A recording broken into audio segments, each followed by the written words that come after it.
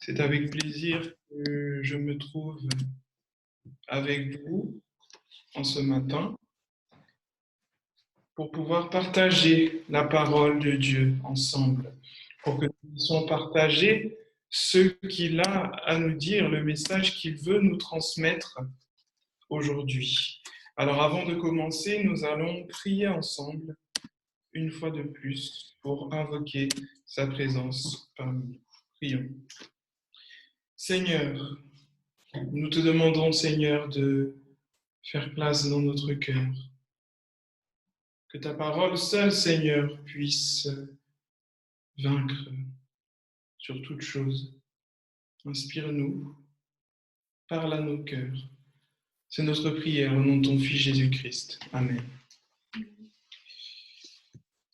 Alors, le texte d'aujourd'hui nous parle d'une histoire, une histoire que nous connaissons sans doute bien. C'est l'histoire de deux sœurs, Marthe et Marie. Ces deux sœurs que nous connaissons bien, nous avons déjà sans doute eu l'occasion de voir ou d'entendre parler de leur histoire dans l'école du sabbat ou l'école pour les enfants, où on nous montre souvent une Marthe qui a à cœur de pouvoir être active dans plein de choses qu'elle a à faire, et une Marie qui est là, au pied du Seigneur, en train de l'écouter. Mais le texte, nous allons le voir, va encore plus loin que cela. Et pour que nous puissions comprendre quelle est la profondeur de ce texte, pour que nous puissions comprendre vraiment ce qu'il en est, je vous invite à lire un petit peu plus loin le contexte, de ce texte-là. Nous allons lire le contexte. Alors, dans le chapitre 10 de cet évangile de Luc, quelque chose d'important se produit dans ce chapitre-là. Pourquoi ? Tout simplement parce que le Seigneur va décider de parler avec un chef religieux juif des deux plus grands commandements de l'Écriture. Mais lorsque nous prenons ce chapitre 10 de Luc, nous voyons que quelque chose se passe encore bien en amont. Quelque chose se passe encore avant cela. Alors prenons Luc 10 à partir du verset 1er afin que nous puissions comprendre dans quel contexte Luc présentait cette histoire. Après cela, le Seigneur désigna encore 70 autres disciples et il les envoya à deux devant lui dans toutes les villes et dans tous les lieux où lui-même devait aller. Il nous est fait part des paroles du Christ dans ce chapitre-là, et le Christ va dire au verset 3, « Partez, voici je vous envoie comme des agneaux au milieu des loups. Ne portez ni bourse, ni sac, ni souliers, et ne saluez personne en chemin. » Un petit peu plus loin, il va être dit, « Dans quelque maison que vous entrez, dites d'abord que la paix soit sur cette maison. Demeurez dans cette maison-là, mangeant et buvant ce qu'on vous donnera, car l'ouvrier mérite son salaire. N'allez pas de maison en maison. » Verset 10, « Mais dans quelque ville que vous entriez où l'on ne vous recevra pas, allez dans les rues et dites, nous secouons contre vous la poussière même de votre ville qui s'est attachée à nos pieds. Sachez cependant que le royaume de Dieu s'est approché. » Luc était en train de parler ici, dès le début de ce chapitre, d'hospitalité. Et non seulement il parlait d'hospitalité et de service que l'on pourrait rendre aux disciples en leur donnant à manger, en s'occupant d'eux, mais le lien était directement fait entre cette hospitalité-là et le message. Luc était en train de dire et il est en train d'expliquer dans la façon dont son chapitre est fait que cette hospitalité, que ce service est nécessaire, mais que la proclamation du message aussi a son importance et que les deux vont main dans la main. Et nous voyons que juste après, il va y avoir la question de cet homme-là, de ce docteur de la loi, pour Jésus-Christ. Il va lui demander, mais comment pouvons-nous faire pour être sauvés ? Au verset 25, un docteur de la loi se leva et dit à Jésus, « Maître, que dois-je faire pour hériter de la vie éternelle ?» Et là, le Seigneur va lui donner cette parabole du bon samaritain pour pouvoir illustrer comment nous devons aimer notre prochain. Mais avant cela, le Seigneur va lui dire, tu aimeras le Seigneur Dieu de tout ton cœur, de toute ton âme, de toute ta force et de toute ta pensée, et ton prochain comme toi-même. Et la parabole que nous voyons là, et que Jésus-Christ va utiliser, c'est une parabole envers l'amour du prochain. Et donc quelque chose manquait pour que le lecteur du chapitre 10 de Luc puisse comprendre, ou bien le lecteur de l'histoire de Luc puisse comprendre vraiment quelle était l'étendue également de l'amour de Dieu, de l'amour que nous devrions avoir envers Dieu. Puisqu'il a été dit, tu aimeras le Seigneur Dieu de tout ton cœur, de toute ton âme et de toute ta force et de toute ta pensée. Et ensuite, il nous est fait part du prochain. Et donc, juste après, Luc va décider de pouvoir mettre en place l'histoire qui s'est passée lorsque Jésus-Christ va se rendre à Béthanie. Le texte ne nous fait pas mention ici de Béthanie, mais nous savons que Marthe et Marie habitaient à Béthanie par rapport à d'autres versets bibliques, notamment Jean 11, etc., qui nous parlent de cette maison. Donc c'était un village qui était situé juste à l'extérieur de Jérusalem. Et d'après ce que nous pouvons voir dans les différents passages que je viens de mentionner, Marthe a vécu avec sa sœur Marie et leur futur frère Lazare. Ils vivaient et leur frère, Lazare. Donc, ils ont vécu tous les trois ensemble, ils étaient ensemble dans cette maison-là. Et il semble en fait que Marthe, elle était veuve apparemment, ou il est dit qu'elle était veuve, ou c'était la grande sœur, en tout cas c'était la chef de cette maison. Et dans cette maison-là, plus tard, il va se passer bien des choses que nous connaissons, notamment la résurrection de Lazare, etc. Mais c'est une maison que Jésus-Christ avait visitée plusieurs fois. Jésus-Christ était familier avec ces personnes-là, c'était même les amis de Jésus-Christ. Et ces deux sœurs qui entendent dire que Jésus-Christ va se rendre dans ce village de Béthanie pour pouvoir y séjourner et continuer sa mission, vont bien entendu se proposer leur service, proposer leur maison afin que le Christ puisse demeurer avec elles et qu'il puisse se sentir à l'aise et bienvenu dans ce village-là. Comme Jésus était en chemin avec ses disciples, il entra dans un village, verset 38, et une femme nommée Marthe le reçut dans sa maison. Donc nous pouvons imaginer que Marthe et Marie étaient très heureuses de voir Jésus. Elles étaient heureuses d'être avec Jésus une fois de plus. Mais comme l'histoire nous le montre, elles ont manifesté, exprimé leur enthousiasme de manière très différente. Au verset 40, on nous est dit que Marthe était occupée à divers soins domestiques. Mais le verset 39, il nous est dit que Marie, elle, était assise aux pieds du Seigneur et qu'elle écoutait sa parole. Nous voyons donc ici deux tempéraments totalement différents. Marthe, qui va recevoir le Seigneur avec joie, va décider de se mettre au travail directement, de se mettre au service, de pouvoir sortir les plus beaux ustensiles, de pouvoir préparer le plus beau plat possible pour pouvoir accueillir ce Jésus. Mais Marie, d'un autre côté, qui va tout simplement accueillir ce Jésus en écoutant d'abord ce qu'il a à dire. La question que nous pouvons nous poser, c'est qui avait tort, qui avait raison entre Marthe et Marie? Quel était le problème et pourquoi Jésus a-t-il repris Marthe alors qu'elle a fait cette remarque à l'encontre de sa sœur? Les gens ont des tempéraments différents, nous avons tous des tempéraments différents. Certains d'entre nous, nous avons un besoin perpétuel d'être toujours en mouvement, d'être toujours actif, de faire le plus de choses possible. Mais d'autres personnes n'ont pas nécessairement ce tempérament, et ce sont des personnes qui sont peut-être plus retirées, qui sont peut-être moins en avant, mais qui sont plus dans la réflexion avant d'agir, qui réfléchissent beaucoup, même parfois trop, qui suranalysent les choses avant d'agir. Et lorsque l'on lit l'histoire de Marthe et Marie, on pourrait se poser la question, mais est-ce que le Seigneur est en train de privilégier le tempérament de Marie aux dépens de l'attitude de Marthe, ou est-ce que ce n'était pas un moyen peut-être de dire à Marthe ce qu'elle ne voulait pas entendre?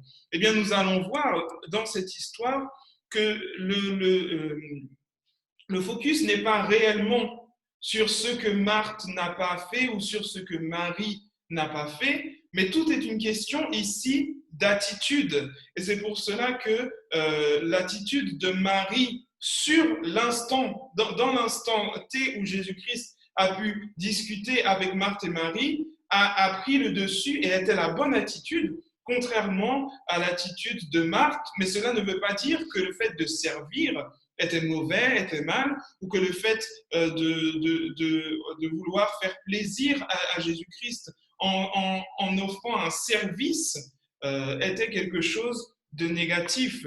Marthe, au contraire, n'était pas une mauvaise personne, comme souvent nous avons l'habitude de la dépeindre lorsque nous prenons ce passage. C'est elle qui fera l'une des deux confessions les plus précises sur la nature du Christ. Dans Jean 11, verset 27, juste avant la résurrection de Lazare, elle va dire « Je crois que tu es le Fils du Dieu vivant ». Mais Marie, elle, va se contenter de s'asseoir aux pieds de Jésus en absorbant la parole de Dieu sans rien faire. Donc nous voyons que le devoir et le dévouement sont à la fois importants. Nous avons besoin de pouvoir faire des choses pour le Seigneur, mais lorsque nous faisons des choses pour le Seigneur, nous avons besoin d'abord de lui être dévoués et de passer du temps à écouter sa parole. Alors nous allons pouvoir voir ensemble quelle est l'attitude que nous devrions avoir en tant qu'Église envers le service que nous devons rendre à Dieu. Et surtout, quelle est cette attitude que nous ne devrions pas avoir lorsque nous parlons de service? Marthe voulait voulait faire Jésus se sentir à l'aise, voulait que Jésus soit bien, elle voulait le servir, mais le texte nous montre que malheureusement, elle n'était pas dans de bonnes dispositions. Verset 40 nous dit Marthe, occupée à divers soins domestiques. Le mot qui est traduit ici par occupé veut en réalité dire distraite. En servant le Christ, en voulant faire du bien, en voulant faire de bonnes choses, Marthe s'est laissée distraire. Marthe, qui était au départ partie pour faire quelque chose d'agréable pour le Seigneur, va elle-même se retrouver à critiquer le Seigneur en disant « Seigneur, tu ne vois pas que ma sœur qui est assise à côté de toi depuis le début ne fait rien ?» Et on pourrait se demander, mais qu'est-ce qu'il s'est passé dans la tête de Marthe pour qu'à un moment, son service qu'elle donnait au Seigneur avec tant de joie et tant de désir, de volonté, d'engagement, est devenu amer pour elle et l'a fait même critiquer et rejeter celui pour laquelle elle avait commencé ce service. Et donc nous allons premièrement parler de cette attitude, l'attitude de Marthe, en essayant de nous focaliser d'abord sur cet état d'esprit qui animait Marthe et qui peut être dangereux pour nos églises également. Cette attitude peut être dangereuse pour nous en tant qu'individus, mais en tant qu'Église aussi, si nous avons l'attitude de Marthe, l'attitude de servir sans passer du temps d'abord aux pieds du Seigneur, cela peut être néfaste et négatif. Et nous devons essayer d'analyser si dans nos églises, ou si peut-être dans notre vie, et nous allons le voir tout à l'heure, ce sera le deuxième point, nous ne sommes pas aussi parfois coupables de l'attitude de Marthe. Et le titre de notre échange, de la prédication, c'est « La part qui ne partira pas ». la part qui ne partira pas. Parce que le Seigneur va dire, contrairement à ce qu'il a dit à Marthe, que la part de Marie ne lui sera pas ôtée. Alors nous allons maintenant passer un temps pour pouvoir approfondir cette attitude de Marthe et si nous l'appliquons à l'Église, les dangers qu'elle constitue. Le problème que Marthe avait, c'est qu'elle s'est laissée perturber par la tâche qui lui paraissait trop grande. Et elle a perdu de vue le service qu'elle devait donner, parce que pour elle, le service qu'elle devait donner était devenu plus important que celui qu'elle allait servir. En tant qu'Église, nous perdons aussi notre raison d'être quand le service que nous donnons pour le Seigneur devient plus important que le Seigneur même. Marthe s'est vraiment laissée perturber à cause de cela. Et si nous prenons un petit peu le contexte de l'époque, sans partir sur, sans essayer d'actualiser vraiment cette histoire, nous comprenons qu'à l'époque, déjà, les maisons étaient très différentes de celles que nous avons maintenant. Souvent, il y avait une pièce pour dormir et une autre pièce pour la vie commune. Peut-être parfois encore 2 ou 3 autres pièces, mais c'était très rare aussi qu'il y ait des maisons avec des étages, qu'il y ait plusieurs chambres éloignées, comme maintenant nous pouvons avoir. Mais là, les maisons étaient en général petites, compactes, et souvent tout le monde était au même endroit, au même moment. Il y avait rarement l'opportunité pour les gens d'aller un petit peu partout, comme maintenant nous avons souvent cette opportunité avec nos maisons. Il faut comprendre déjà par rapport à ces maisons-là qu'elles étaient donc petites en général, mais aussi, surtout, que la culture de l'époque était différente de la nôtre. La culture orientale se caractérise par son hospitalité. Et c'est pour cela que Luc va parler longuement dans Luc 10 d'hospitalité et il va dire, comme on l'a lu au début de notre texte, que le manque d'hospitalité est quelque chose de grave.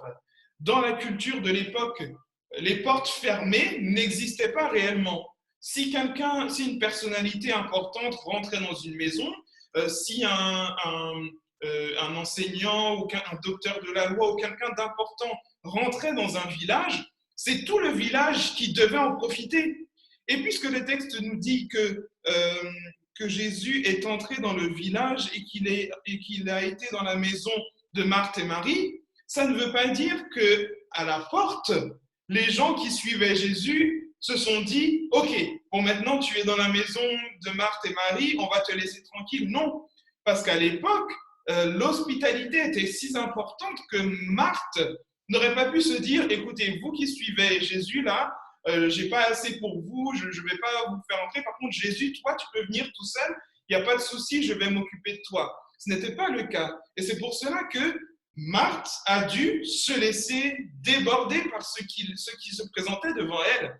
La tâche qui était devant elle était trop grande. Elle s'est dit, mais je ne vais jamais y arriver, il y a trop de monde à nourrir, je ne comprends pas comment ça se fait qu'il ne m'a pas prévenu plus tôt qu'il viendrait.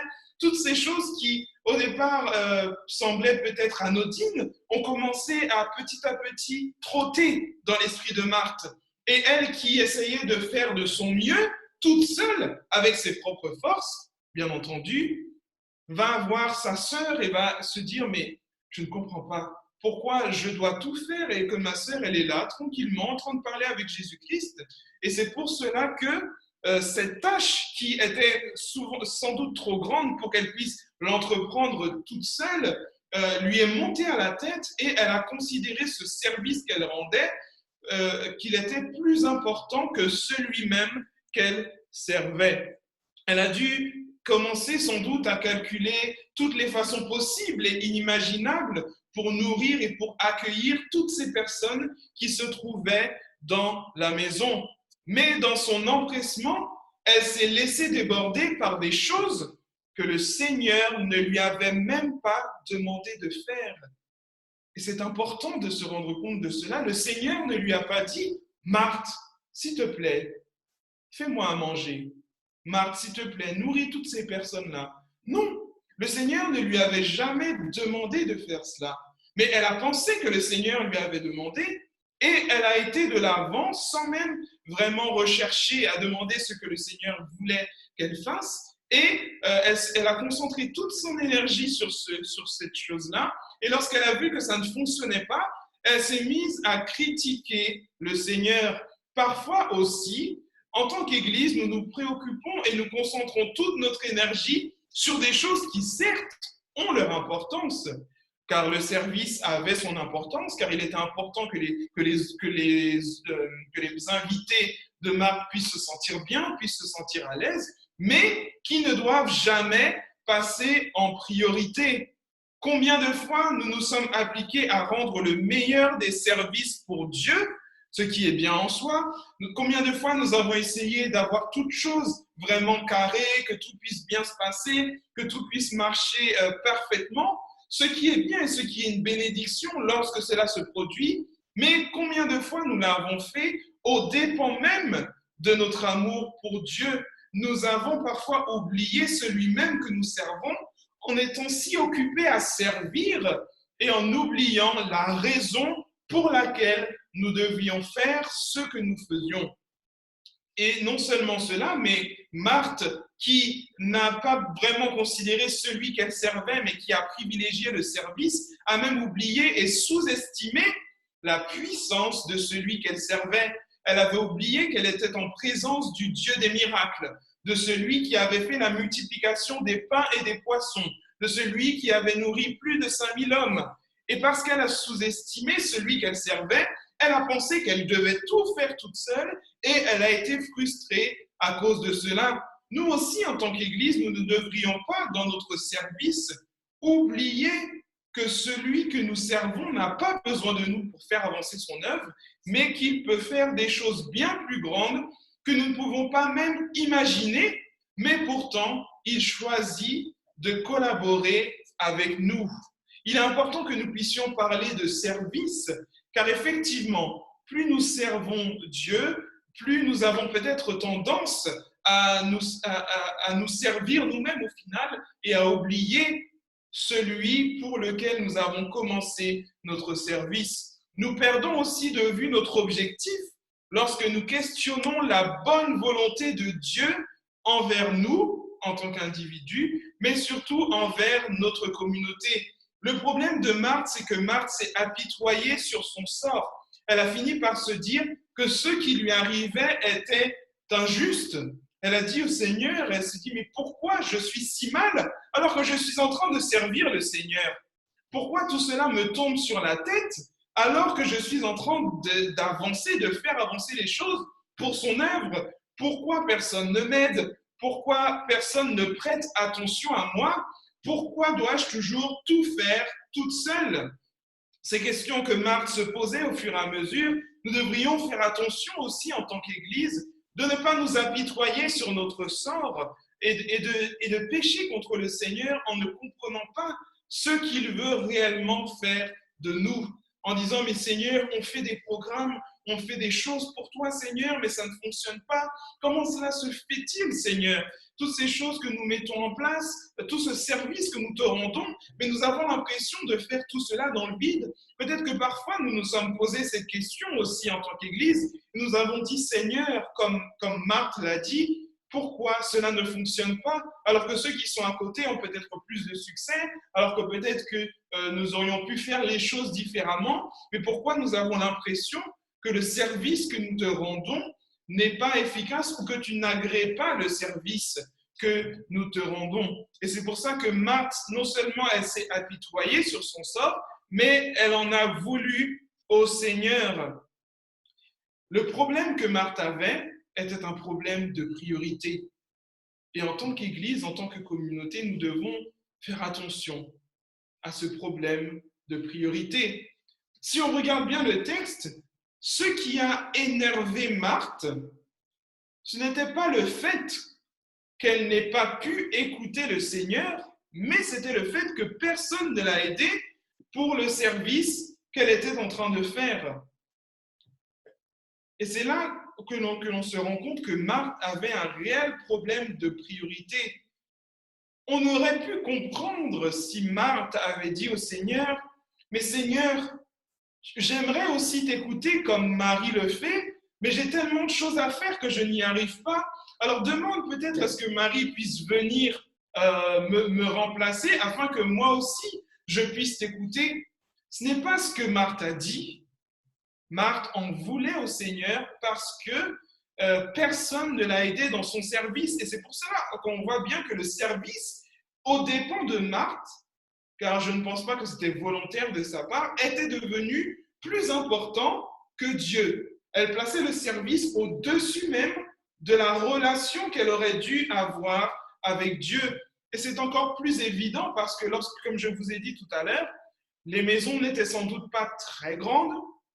Et si Jésus-Christ arrivait avec sa voix forte à parler à des foules de plus de 1000 personnes, à parler à de très grandes foules, à plus forte raison dans une maison qui a peut-être 2 ou 3 pièces, elle avait cette opportunité d'écouter aussi le Christ. Elle avait l'opportunité d'entendre son enseignement, mais elle ne l'a pas fait. Et c'est pour cela que le texte nous dit qu'elle était occupée à divers soins domestiques. Elle ne prenait pas en compte la présence du Christ dans sa maison, mais elle s'était dit dans sa tête qu'elle allait faire quelque chose pour le Christ, soi-disant, mais qui malheureusement a plutôt desservi la cause du Christ qu'autre chose, parce que nous pouvons imaginer que si Marie était assise aux pieds du Seigneur, c'est que le Seigneur était sans doute en train de parler, il était sans doute en train de dire des choses par rapport à son ministère ou à la parole de Dieu, sûrement en train d'expliquer des passages de la parole de Dieu. Mais on voit que vu que Marthe a posé cette question, elle a dû probablement l'interrompre, même dans son enseignement, en lui disant « Mais je ne comprends pas, personne ne m'aide. » Donc ce qu'elle voulait faire au départ, c'est retourner contre elle. Et malheureusement, elle a été un frein à l'avancée de l'œuvre du Seigneur dans cette maison. Elle avait des doutes quant à la bonne volonté du Seigneur à son égard. Elle était en colère contre Marie pour son égoïsme et elle était en colère contre Jésus pour avoir permis que cela continue. Marthe a même accusé Jésus de ne pas prendre soin d'elle car elle était sûre que si Jésus se souciait vraiment d'elle, il dirait à Marie de se lever et de l'aider. Finalement, en tant qu'Église, nous perdons de vue notre raison d'être quand nous jugeons ceux qui ne servent pas de la même façon que nous. Marthe pensait que seule sa manière de servir était bonne. Elle jugeait Marie, qui servait le Seigneur d'une autre façon, ne savant pas que Marie, dans sa façon de servir le Seigneur, était aussi en train d'honorer son maître. Le problème, c'est que parfois, nous sommes tellement occupés à servir, nous sommes tellement occupés dans le faire des choses parfois de bonne volonté, mais parfois aussi pour paraître, que lorsque quelqu'un ne va pas dans notre sens, ou que quelqu'un fait des choses qui pour nous sont tellement évidentes ou inutiles, eh bien nous nous transformons en ennemis de cette personne, alors que nous n'avions auparavant jamais eu de problème avec cette personne.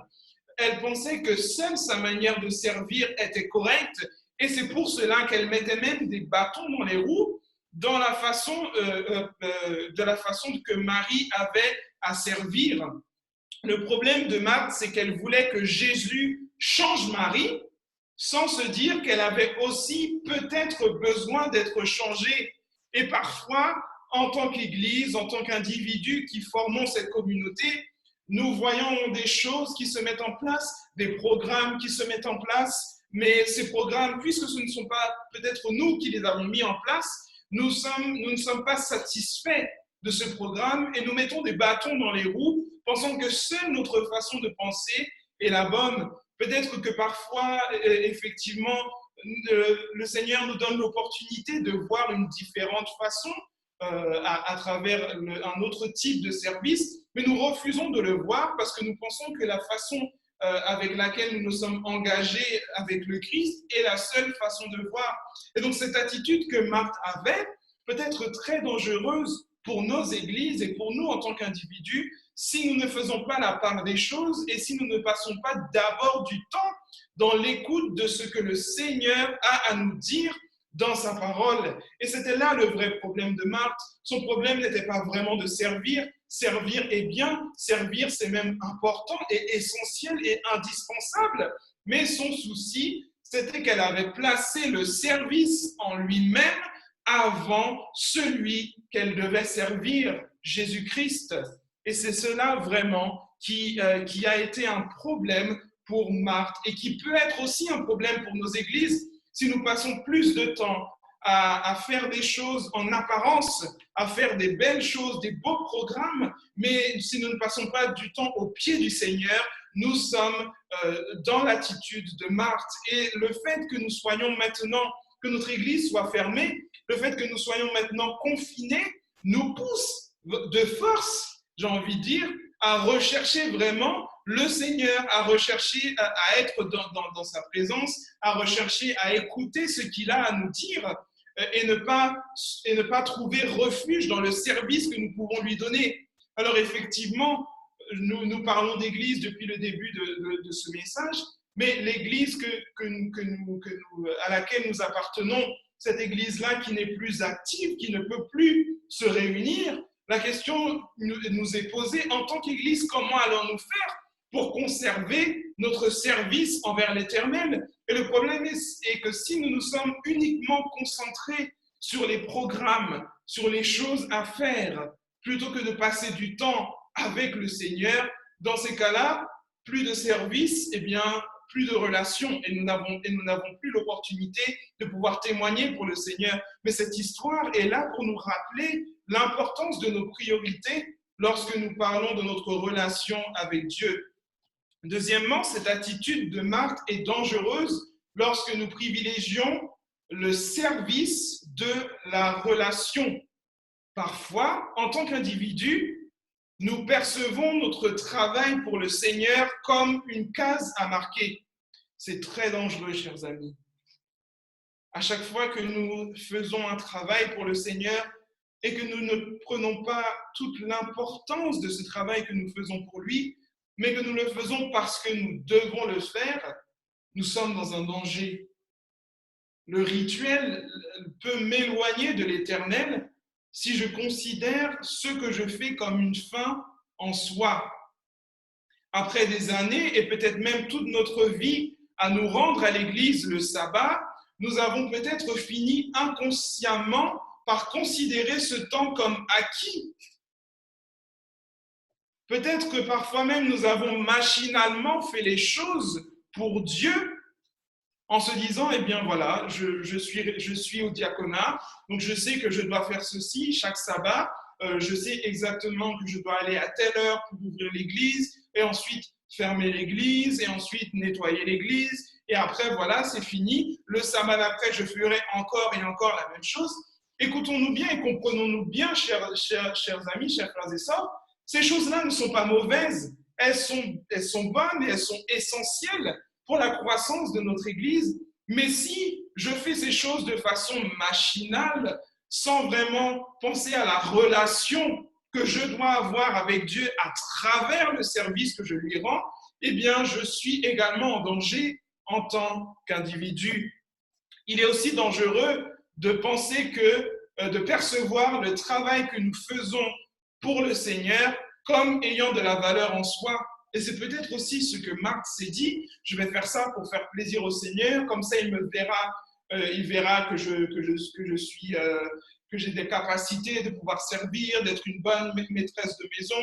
Peut-être aussi qu'elle faisait ça pour les invités, inconsciemment. Hein, je ne dis pas que Marthe avait de l'orgueil, le texte ne le dit pas et nous ne pouvons pas aller là où le texte ne va pas, mais que peut-être inconsciemment, elle faisait ça pour ne pas perdre la face auprès de son village, car son village se serait peut-être dit, mais attends, il n'y a rien chez elle, etc. Comment ça se fait? Elle nous invite, elle ne nous donne rien.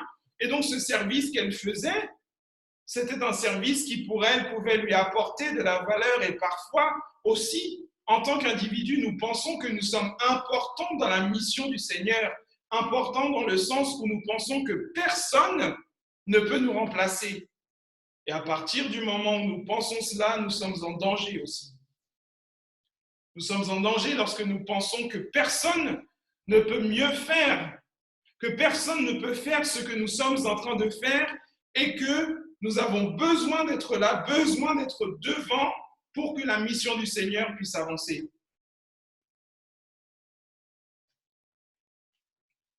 C'est une erreur de penser cela et c'est pour ça que cette attitude de Marthe poussée jusque-là peut être aussi un frein à l'évangélisation en tant qu'individu. Parfois aussi, notre engagement avec le Christ dépend du service que nous lui donnons. Et comme nous l'avons dit tout à l'heure, pas de service, pas de relation avec Dieu. Si je n'ai pas l'opportunité de me rendre à l'église, dans ce cas-là, je n'ai plus de relation avec lui. Et c'est très dangereux, chers amis, si nous considérons le service que nous donnons à Dieu comme une fin en soi. À partir du moment où l'église disparaît, le service disparaîtra. Et dans ces temps de confinement, dans ces temps où l'église a disparu, si notre service a disparu, nous avons un problème. Si nous avons arrêté de servir Dieu parce qu'il n'y a plus d'église, dans ce cas-là, nous avons un problème parce que inconsciemment ou consciemment peut-être, nous sommes atteints par l'attitude de Marthe. Et c'est pour cela que le Seigneur nous invite à aller plus loin que ça dans le service que nous lui donnons. Parfois, on se dit que si on me retire un poste, dans ce cas-là, je ne fais plus rien. Si j'étais ancien, mais qu'on me dit que je ne suis plus ancien, je ne vais plus rien faire dans l'église. Mais la question qu'on peut se poser, que je peux me poser en tant que pasteur, vais-je m'arrêter demain si je n'ai plus le titre de pasteur? Si demain l'économie s'écroule, vais-je arrêter d'être pasteur? Est-ce que je suis pasteur parce que j'ai une église? Ou est-ce que je suis pasteur parce que le Seigneur m'a appelé? Est-ce que la vocation de pasteur que j'ai acceptée par rapport à ce que le Seigneur m'avait demandé et avait mis sur mon cœur, est-ce que cette vocation-là dépend de l'église, de la communauté, ou est-ce qu'elle dépend de ma relation avec le Seigneur? Si je n'ai plus le titre de diacre, d'ancien, je continuais à vivre comme un ancien, à vivre comme un diacre, à vivre comme un responsable de liturgie? Suis-je responsable seulement dans le cadre de l'Église ou aussi, même si l'Église venait à disparaître? C'est la question que nous devrions nous poser pour éviter cette attitude de Marthe. Nous devons nous poser la question vraiment, maintenant que l'Église n'est plus là, est-ce que mon service envers le Seigneur a diminué? Est-ce que j'ai arrêté de le servir parce que l'Église a disparu? Ou est-ce que vraiment j'ai continué à le servir même si l'Église n'était plus là, mais le Seigneur a pu me montrer d'autres opportunités pour que je puisse le servir? Et c'est important de pouvoir penser à cela, de pouvoir songer à cela en ce matin et de se dire, Seigneur, aide-moi. Aide-moi, Seigneur, à te servir, même si le cadre que j'ai toujours connu a disparu. Aide-moi, Seigneur, à être un bon diacre en ligne. Aide-moi, Seigneur, à prendre des nouvelles de mes frères et sœurs en ligne. Aide-moi, Seigneur, à être un bon ancien en ligne, à exhorter ma communauté en ligne, alors que nous l'avons toujours fait très facilement, sans aucun problème. Lorsque notre Église était là, le Seigneur est en train de nous montrer que nous pouvons continuer à le servir, même si l'Église a disparu. Et c'est une préparation pour les derniers jours que le Seigneur nous envoie à travers le confinement. Parfois aussi, malheureusement, nous remplaçons notre engagement avec Dieu par des distractions matérielles, qu'elles soient utiles ou non. Certes, ce que Marthe voulait faire, nous pouvons dire que c'était pour la gloire de Dieu. Elle voulait être au service pour Dieu, mais il n'en est pas moins que c'est quelque chose de matériel qu'elle a mis avant la relation qu'elle devait avoir avec Dieu. Parfois, nous sommes trop occupés à nous occuper de nous-mêmes, des choses matérielles de cette vie, et nous sommes distraits par ces choses matérielles, et nous ne passons pas de temps aux pieds du Seigneur. Parfois, nous sommes distraits peut-être par la volonté d'avoir une augmentation, ce qui en soi est bien. Le Seigneur n'a jamais dit que nous ne devrions pas avoir d'augmentation ou que nous ne devrions pas peut-être rechercher un différent poste, un différent statut, rechercher à améliorer la vie de notre famille. Non. Le Seigneur nous parle ici de priorité. Peut-être parfois nous recherchons d'avoir une certaine aisance sociale avec les gens, sortir tout le temps, etc. Et pour nous, c'est important de nous faire être quelqu'un de bien vu, d'important, etc. Et nous passons donc peu de temps avec Dieu à cause de ces choses-là. Parfois aussi notre famille peut être une distraction à la volonté que le Seigneur a que nous puissions passer du temps à ses pieds. Et parfois, malheureusement, toutes ces choses-là nous empêchent d'être vraiment engagés avec lui. Mais maintenant, face à cette difficulté que nous avons, face au chômage technique de beaucoup, pas de tous, nous le concevons de beaucoup, et certaines personnes ont même parfois plus de travail avec ce confinement que lorsqu'elles n'étaient pas confinées, avec les enfants, etc. Mais lorsque nous voyons que toutes ces choses qui nous distrayaient, qui étaient une distraction pour nous, qui nous ont été enlevées pour la plupart, eh bien, normalement, si nous suivons un système mathématique normal, si nous avons moins de distractions, si nous avons plus de temps, parce que nous ne pouvons pas travailler, parce que nous sommes en télétravail, donc qui dit télétravail dit forcément moins de temps pour se rendre au travail, un petit peu plus de temps, on peut rentrer plus tôt, etc.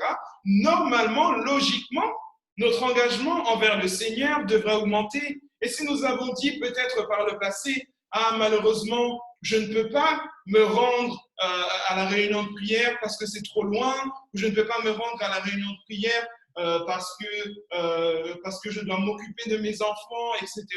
L'opportunité qui nous est donnée avec le numérique, c'est que maintenant nous pouvons même avoir des réunions sans même bouger de chez nous.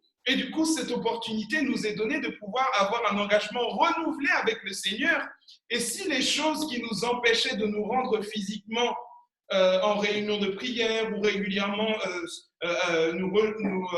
être régulièrement avec nos frères et sœurs ne sont plus là, ne sont plus pertinentes, logiquement, notre engagement avec lui devrait augmenter. Et c'est ce que le Seigneur nous invite à faire.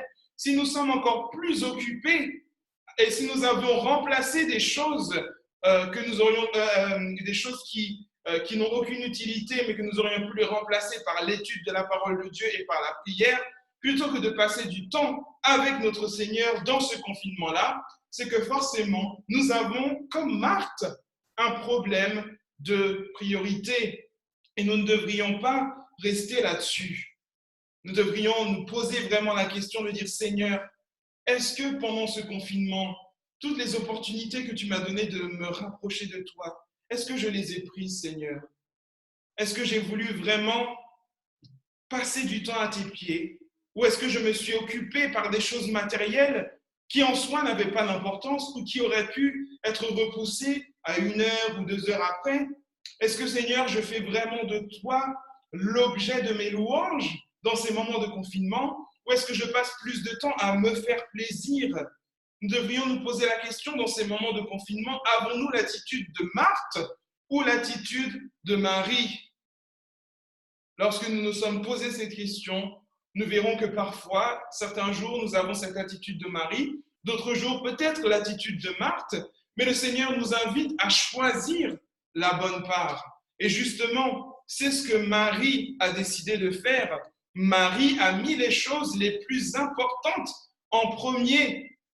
Mais ça, c'était vraiment la caractéristique, le point fort de Marie même.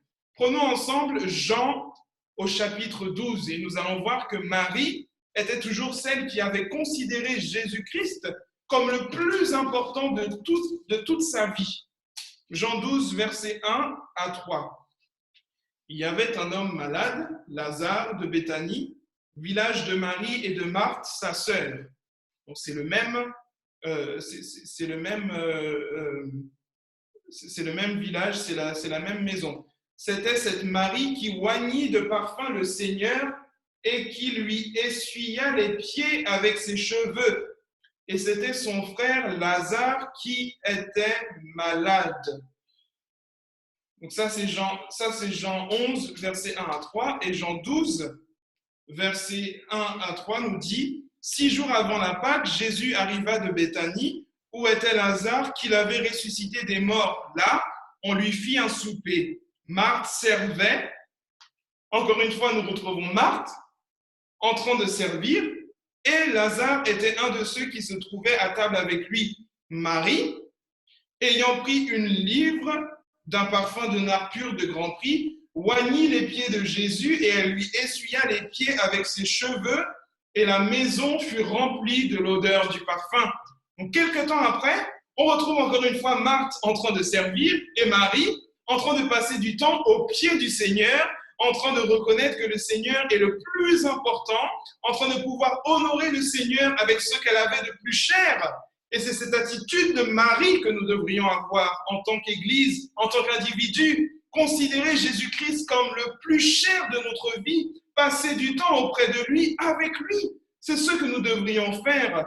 Le paradoxe dans tout cela, c'est que Marthe, en rendant service au Seigneur, voulait faire Jésus se sentir à l'aise. Elle voulait que Jésus puisse être bien accueilli, etc. Elle voulait vraiment lui faire plaisir.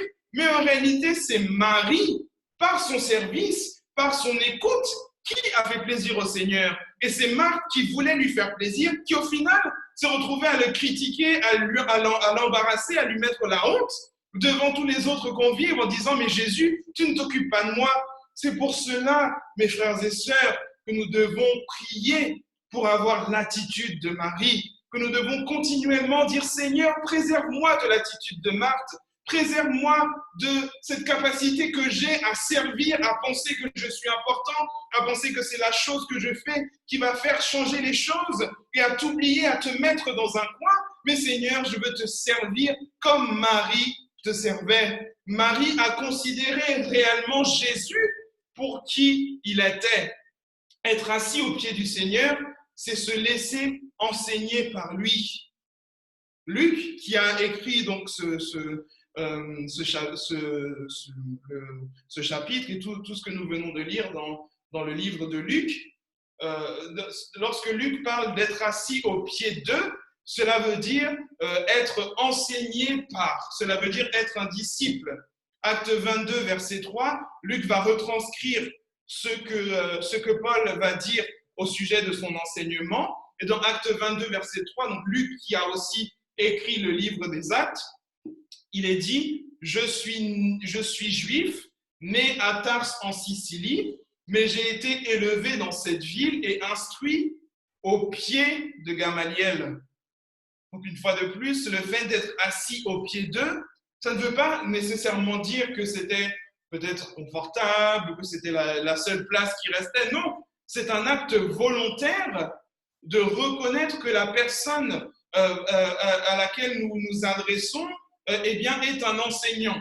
Gamaliel était un enseignant qui était très important. Acte 5 nous le dit, etc. Que voilà, c'était un docteur de la loi. Et Paul, qui était enseigné par Gamaliel, était assis à ses pieds. Et l'attitude de Marie considère vraiment le Christ comme qui il était. Elle a vu le Christ et elle s'est dit, oula, il a quelque chose à me dire, j'en suis sûre, je vais venir à ses pieds pour qu'il puisse m'enseigner. Elle avait compris que les moments qu'elle passait aux pieds du Seigneur ne seraient jamais perdus ou gaspillés. Elle savait que chaque moment passé avec lui allait complètement changer sa vie. Imaginez-la attentive, buvant chaque parole, chaque mot, chaque intonation sortant de la bouche de notre Sauveur. Que des enfants viennent et jouent ou courent juste à côté d'elle, elle ne s'en souciait pas. Tout ce qui l'intéressait, c'était d'écouter les paroles qui sortaient de la bouche du Seigneur.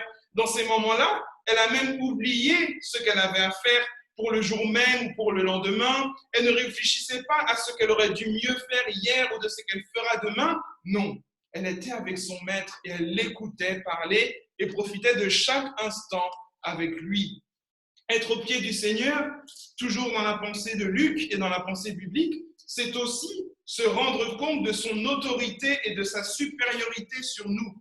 Luc 8, verset 35 nous dit les gens allaient voir ce qui était arrivé. Ils vinrent auprès de Jésus et ils trouvèrent l'homme de qui étaient sortis les démons assis à ses pieds, vêtu et dans son bon sens, et ils furent saisis de frayeur.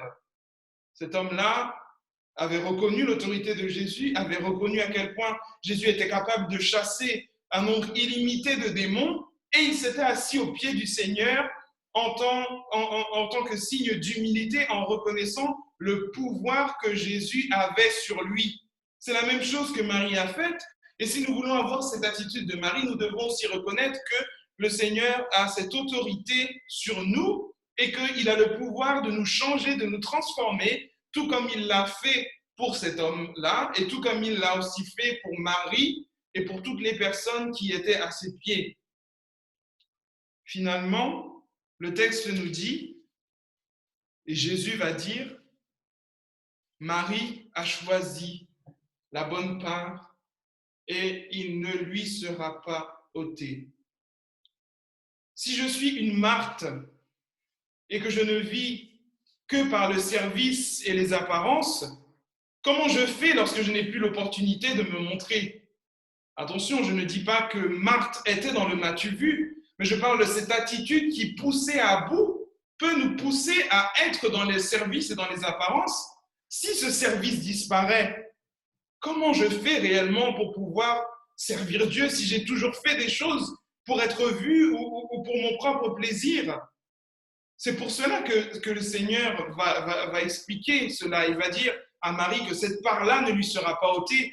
Pourquoi? Parce que Marthe, qui servait le Christ, eh bien, lorsque le Christ allait disparaître et lorsqu'il allait mourir et ressusciter, Marthe n'aura plus l'opportunité de servir le Christ comme elle le faisait. Mais par contre, les enseignements que Marie avait reçus du Seigneur à ses pieds allaient rester dans l'esprit de Marie, allaient rester dans tout ce qu'elle a, dans toute sa pensée, jusqu'à sa mort probablement. Et c'est pour ça que le Seigneur nous donne l'opportunité de choisir ce matin la part qui ne partira pas, de choisir de passer du temps à ses pieds, de choisir de transformer notre service pratique et matériel en un service spirituel que nous lui donnons en le reconnaissant comme maître et comme Seigneur. Par sa douce réponse qu'il a faite à Marthe, il était en train de dire à Marthe, tu n'as pas besoin de te perdre dans toutes ces choses, viens simplement profiter de ma présence. Je sais que tu as toujours fait des choses pour exister, mais je t'invite d'abord à passer du temps à mes pieds. Chers amis, il est vrai que le service que nous donnons dans la communauté, dans l'Église, a disparu. Ce service-là nous a été ôté. Nous n'avons plus l'opportunité d'agir en temps vraiment formel, comme ancien, comme diacre, comme responsable de la prière. Ces choses formelles ont disparu, mais elles n'ont pas disparu dans le domaine spirituel. Et si nous passons du temps au pied du Seigneur, le Seigneur nous révélera comment continuer de le servir, mais de le servir de la bonne manière en le considérant comme une priorité. Ma prière pour vous, pour moi, pour chacun d'entre nous, pour vous qui êtes sur cette ligne, c'est de nous préserver de l'attitude de Marthe et de demander au Seigneur, Seigneur, aide-moi à toujours te considérer comme une priorité. Aide-moi à développer l'attitude de Marie et à te servir quoi qu'il en coûte. C'est ma prière. Amen.